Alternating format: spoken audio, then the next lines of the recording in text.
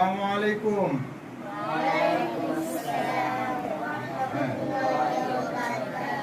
আপনাদেরকে কি শেখাবো জানেন?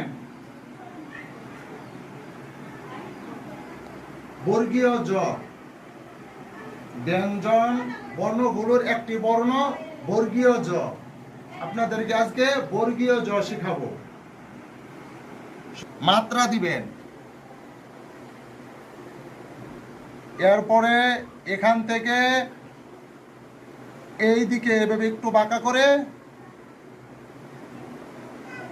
এখান থেকে উপরে ওই দিকে।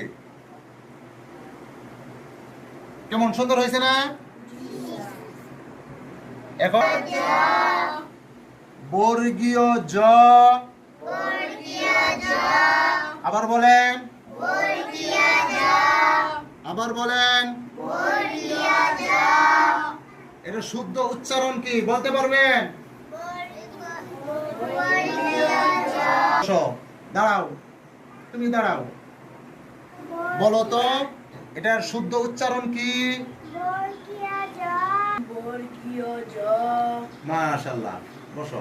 হ্যাঁ, জিহাদ দাঁড়াও, বলো তো দেখি এটার নাম কি?